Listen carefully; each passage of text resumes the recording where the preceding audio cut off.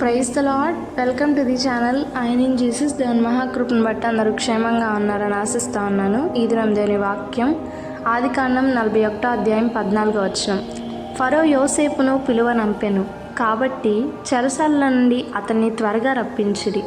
అతడు క్షౌరము చేయించుకొని మంచి బట్టలు కట్టుకొని ఫరో యొద్దకు వచ్చెను.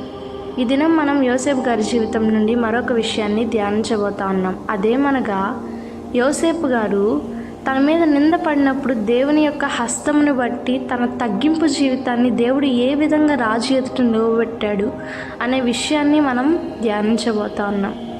అయితే ఇక్కడ కనుక మనం చూస్తే తన యొక్క తగ్గింపు స్వభావం ఏ విధంగా చేసిందైతే, రాజు యొక్క కళను చెప్పడం కోసం అనేక మంది ప్రావీణ్యత కలిగిన వాళ్ళు ఉన్నప్పటికీ యోసేపునకు దేవుడు ఆ పనిని అప్పగించాడు. అది తనని రాజు ఎదుట నిలవబెట్టడానికి, తనకి ఒక గుర్తింపునివ్వడానికి. అదేవిధంగా మన జీవితాల్లో కూడా దేవుడు ఒక కార్యాన్ని ఆలస్యం చేస్తున్నాడు. ఒక కార్యం నిమిత్తం ఇంకా నీకు శోధనలు వస్తూ ఉన్నాయి, నువ్వు ఇంకా ఈ లోకంలో తగ్గింపబడతా ఉన్నావంటే దేవుడు నేను గొప్పగా హెచ్చింపబోతా ఉన్నాడు. అది మనం గ్రహించుకొని దేవునిలో తగ్గించుకోవాలి, దేవుని బట్టి తగ్గించుకోవాలి. దేవుని యొక్క హస్తం మనతో ఉండాలని మనం ప్రార్థించుకోవాలి. అదేవిధంగా ఆయనలో తగ్గింపబడి మనల్ని మనం హెచ్చించుకోకూడదు.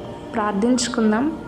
మమ్మల్ని మికిలిగా ప్రేమించిన మా ప్రియ పరలోకపు తండ్రి, దేవా, ఈ దినమందు ప్రభా నాయన తగ్గింపు స్వభావం కలిగి ప్రభా యేసయ్యా నీ యొక్క హెచ్చింపును మేము పొందుకునే భాగ్యమును మీరు అనుగ్రహించండి తండ్రి. ఈ లోకం దృష్టిలో ప్రభా తగ్గింపు స్వభావం కలిగి ప్రభా నీవిచ్చే గొప్ప ఆశీర్వాదాలను పొందుకోవడానికి సహాయం చేయమని యేసు నామములో అడిగి వేడుకొని పొంది ఉన్నాము తండ్రి.